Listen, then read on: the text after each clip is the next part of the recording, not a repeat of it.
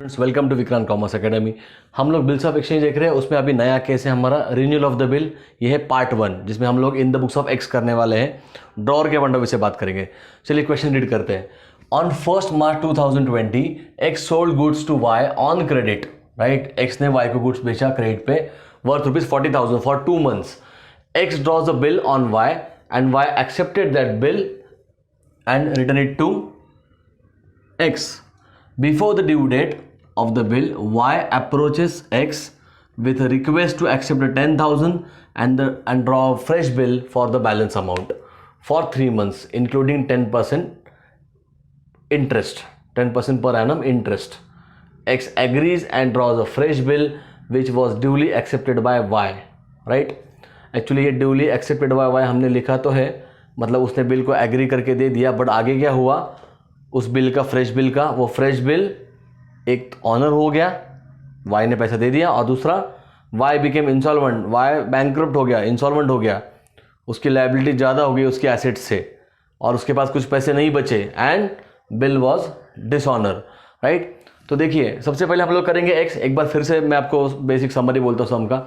हम एक्स बनेंगे, एक्स ने वाई को गुड्स बेचा, 2 महीने का क्रेडिट पीरियड था, 40,000 का अमाउंट था, और जब भी ड्यू डेट आ रहा था, अभी देखिए डेट था 1 मार्च, तो 1 मार्च के बाद 2 महीने काउंट करेंगे, मार्च के बाद अप्रैल एंड मई प्लस 3 दिन एक्स्ट्रा, 4th मई को जब भी पैसे आने वाले थे उसके पहले वाई हमारे पास आ गया, और वाई ने क्या किया, हमें रिक्वेस्ट किया कि उसने हमें बोला कि क्या करो आप लोग, देखो ही Y approaches X with a request to accept 10,000। उसने हमें 10,000 रुपये दे दिया, तो हमें 40,000 आने थे, कहाँ गए, या 40,000 आने थे, but he paid us how much amount, 10,000 only. So remaining 30,000 का क्या, 10,000 तो मिल गए, बट रिमेनिंग 30,000 का क्या, उसने बोला कि रिमेनिंग 30,000 को आप लोग और थोड़ा एक्सटेंशन करो। उसने थोड़ा सा, उसके पास पैसे नहीं थे, उसने एक्सटेंशन मांगा and he said, Y said के 3 months का आप क्या करो और एक बिल निकालो जिसके ऊपर आप 10% का इंटरेस्ट भी लगा लो। हमने बोला ओके, हमने X agrees and draws a bill which was duly accepted by Y. Right, हमने एग्री करके वाई को बिल दे दिया और वाई ने एक्सेप्ट करके हमें दे दिया। तो हम लोग करेंगे अभी in the books of X. Right, in the books of X यानी ड्रॉवर, ब्रैकेट में हम लिखेंगे drawer, drawer of the bill. सबसे पहला क्या आएगा, date 1 March, X sold goods to Y, तो डेट आएगा यहां पर 1 मार्च 2020। हमने गुड्स बेचा वाई को, तो किसने रिसीव किया, वाई ने, तो Y account debit to sales account, Y account debit to sales account, amount होगा इसका 40,000। ओके, नरेशन पेंडिंग है, नरेशन आएगा इसका, being goods sold to Y on credit for 2 months,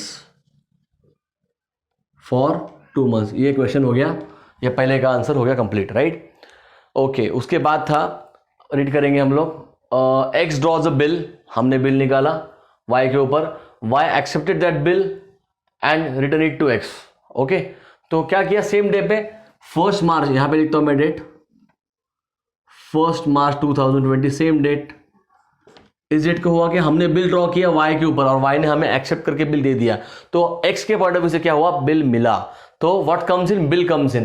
तो हम लोग यहां लिखेंगे bills receivable account debit to who is the giver of the bill, किसने एक्सेप्ट किया, वाई, तो वाई अकाउंट आएगा, अमाउंट आएगा 40,000। सेम, ये दोनों भी कॉमन एंट्रीज होने वाली है। अगर आप ये कोई भी केस देखेंगे ए और बी में, ये दोनों कॉमन एंट्री होंगे।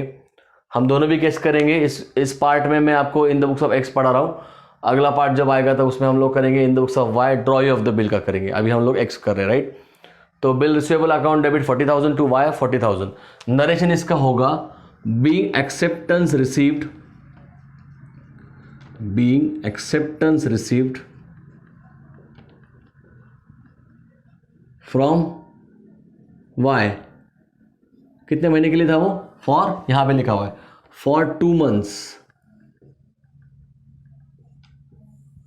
क्वेश्चन कंप्लीट, मतलब ये इसका ये कंप्लीट। राइट, तो पहले ये कॉमन एंट्री, गुड्स बेचा और बिल मिला, ये तो कॉमन एंट्री होना ही है। आगे देखिए क्या था, बिफोर द ड्यू, यहां तक हो गया, एक्स को बिल मिल गया, हमें बिल मिल गया। बिफोर द ड्यू डेट, अभी हम क्या करते थे, यहाँ पर हमने बिल को रिटर्न किया था, मतलब हमने बिल को, एक्स ने बिल को किसी के साथ डिस्काउंट नहीं किया, बैंक के साथ जाकर किसी को एंडोर्स नहीं किया, ना बिल सेंट फॉर कलेक्शन था, जो हम पीछे के वीडियोस में देख चुके सारे केसेस। इसमें हमने क्या किया, अब इस बिल को हमारे पास रखा, मतलब रिटेन किया। बट हुआ क्या, देखिए हम वेट कर रहे थे कि ड्यू डेट आएगा, वाई हमें आके पैसे देगा और ट्रांजैक्शन खत्म हो जाएगा, राइट। बट हुआ क्या, before the due date of the bill Y approaches X with a request to accept ₹10,000।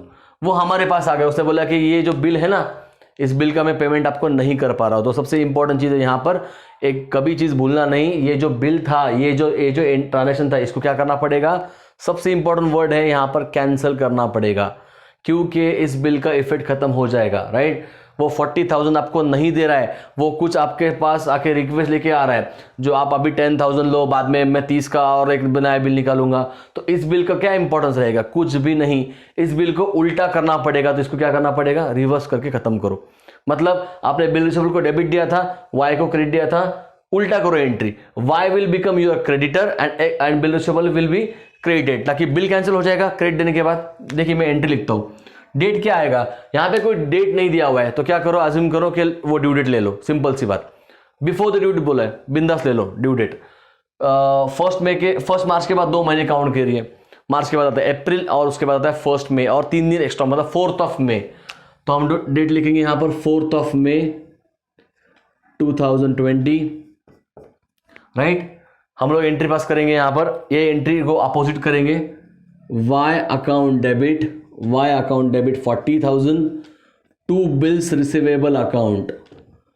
Y को डेबिट क्यों दिया मैंने, क्योंकि Y will become my debtor again, मुझे वाई से फिर से पैसे लेना है, राइट। क्योंकि वाई मुझे नहीं दे रहा पैसे, इस बिल को कैंसिल करना पड़ रहा है मुझे। और बिल रिसीवेबल को क्रेडिट क्यों दिया मैंने, क्योंकि ये जो डेबिट था ना, तो ये मैंने एसेट क्रिएट किया, यहाँ पे क्रिएट करके मैंने ये अकाउंट अल्टीमेटली क्लोज हो गया, ताकि बिल रिसीवेबल का इफेक्ट खत्म हो जाए, राइट। तो Y account debit to bill receivable, narration इसका होगा बीइंग, यही लिखना है, एक्सेप्टेंस, या फिर बिल आप बोल सकते हो, रिसीव्ड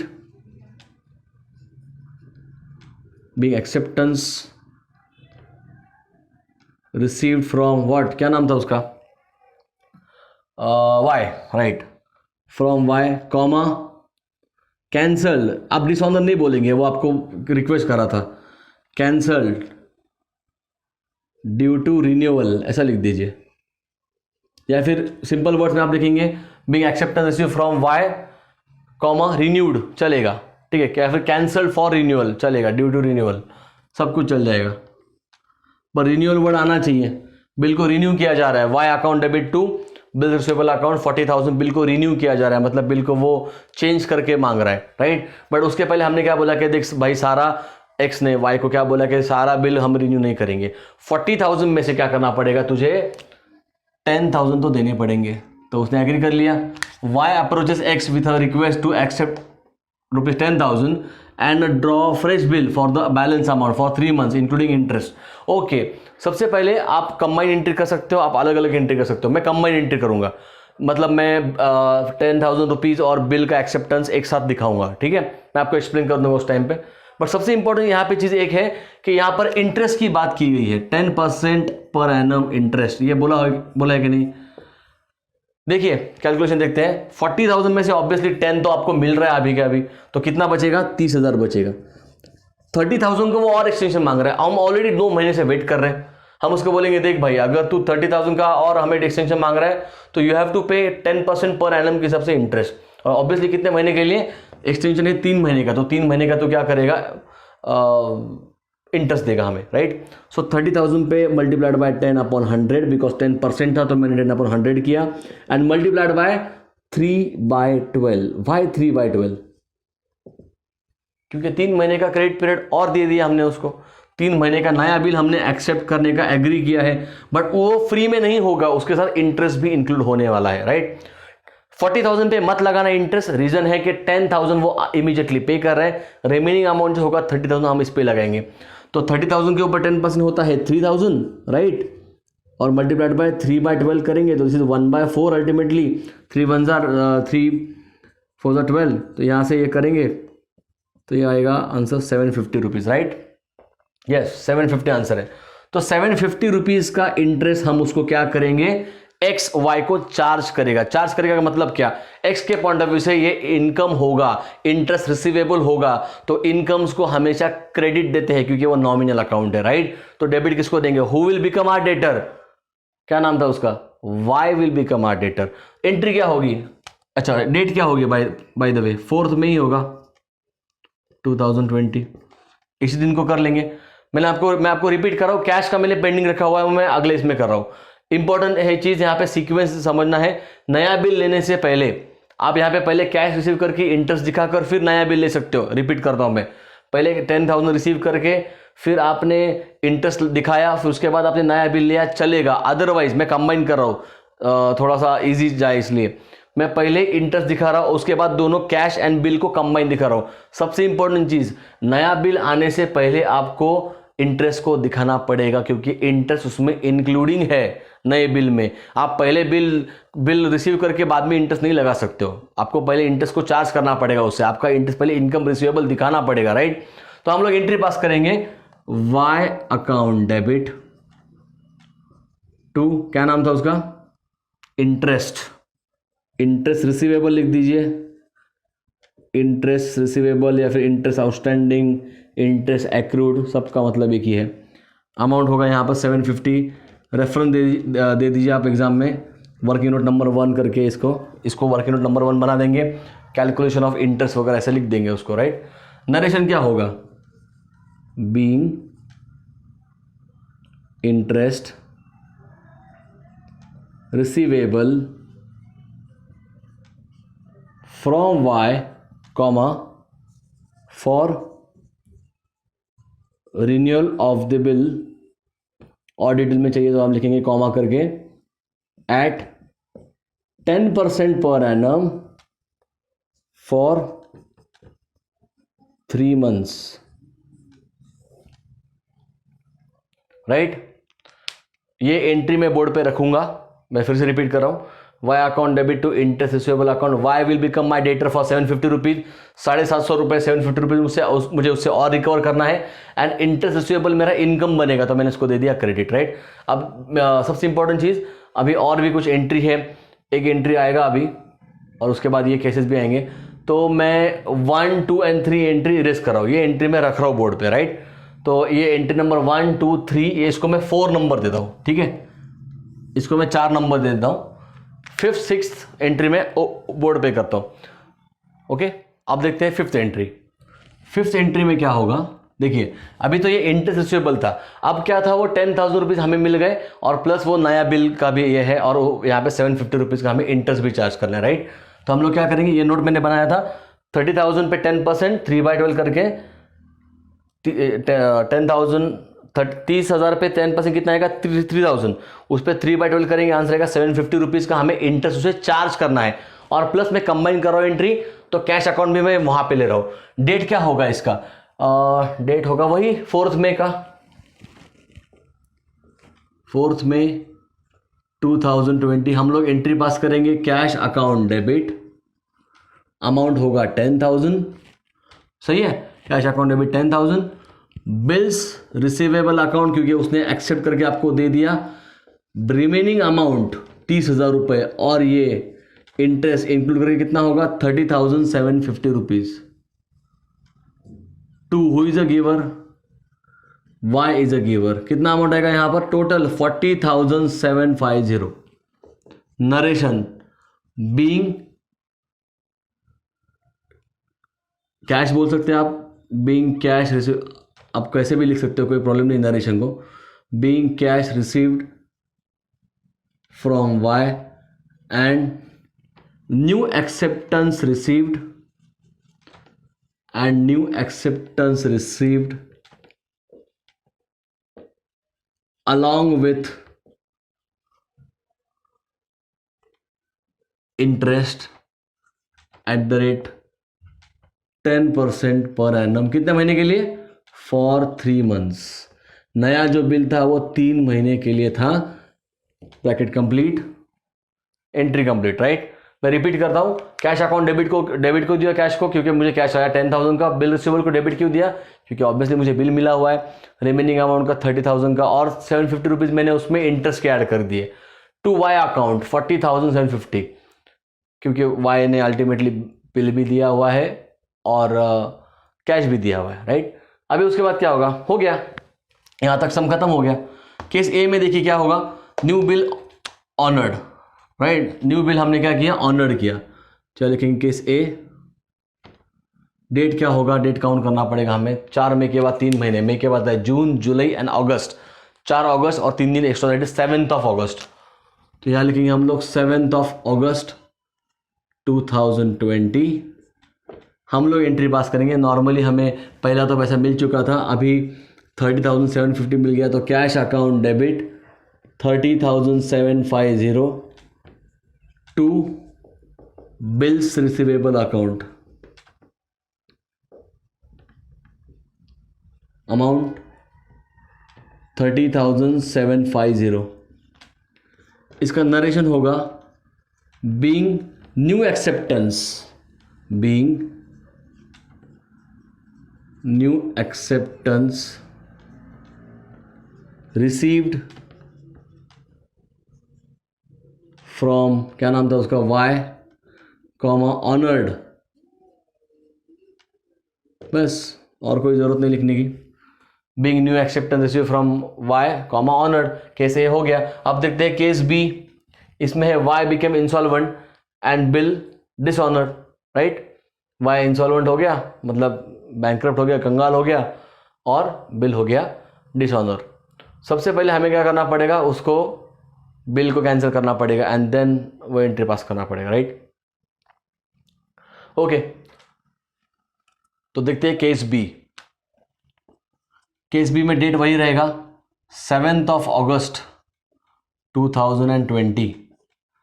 सबसे पहले इस बिल को कैंसिल कर दो, राइट। जो नया बिल था, जो ऊपर था, अभी ये तो नहीं आएगा क्योंकि ये केस ए है, तो ये बी में तो एंट्री नहीं आने वाला है। ये हमने केस ए देखा था ऑनर्ड वाला। केस बी में क्या है, देखिए डिसऑनर का केस है, तो ये जो एंट्री था बिल रिसीवेबल टू वाई, ये जो उतना पार्ट था उसको उल्टा करके इस ट्रांजैक्शन को हमें क्लोज करना पड़ेगा ताकि वो बिल कैंसिलेशन हो।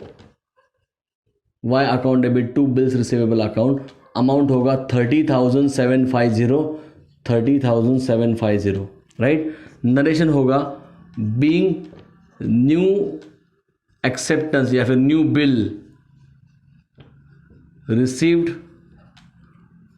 फ्रॉम वाई कॉमा डिसऑनर, आप लिख सकते हो ड्यू टू इंसॉल्वेंसी, चलेगा। ड्यू टू इंसॉल्वेंसी लिखे तो भी चलेगा, नहीं लिखा तो भी ठीक है। अब क्या होगा, वो तो इंसॉल्वेंट हो गया एंड बिल डिसऑनर हो गया, राइट। तो पैसा तो आपका खत्म, पैसा तो पूरा चला गया ना, कोई भी पैसा अमाउंट रिकवर नहीं हुआ, तो अल्टीमेटली हम इसको बोलेंगे बैड डेट्स। और एक एंट्री आने वाला है, ये एंट्री नहीं होगा बी केस में, ये पहला एंट्री होगा और सेकंड एंट्री भी आने वाला है। वो एंट्री क्या होगा, देखिए Y become insolvent, Y insolvent हो गया और हमें पैसे नहीं आने वाले। बिल तो हमने ऑलरेडी बंद कर दिया है, मतलब बिल का क्लोजिंग कर दिया है। हमें अभी एंट्री पास करना पड़ेगा bad debts account debit to Y account, right. हमें वाई के अकाउंट को भी क्लोज करना पड़ेगा क्योंकि फ्यूचर में भी अमाउंट नहीं आने वाला, क्योंकि क्या वर्ड है यहाँ पर, इंसॉल्वेंसी है, इंसॉल्वेंट है। आप उसको पैसे नहीं मांग पाओगे, कोर्ट का ऑर्डर है कि वो बंदा इंसॉल्वेंट हो गया, आप उसको पैसे नहीं मांग सकते हो। तो एंट्री पास होगा सेम डे 7th अगस्त 2020। हम लोग एंट्री पास करेंगे बैड डेट्स, क्योंकि हमारा लॉस है। Bad debts is a nominal account, debit all expense and losses, amount पूरा 30,750 to Y account, finish sum 30,750। Bad debts account debit 30,750 to Y account 30,750। Narration होगा being amount written off as bad debts, या फिर amount irrecoverable from Y, hence written off as bad debts लिख सकते हो, कोई tension नहीं है, right. हो गया ये some bad debts to Y. यहाँ पर हमने देखा एक्स के पॉइंट ऑफ व्यू से, जहाँ पर क्या हो रहा था कि सम थोड़ा बड़ा था।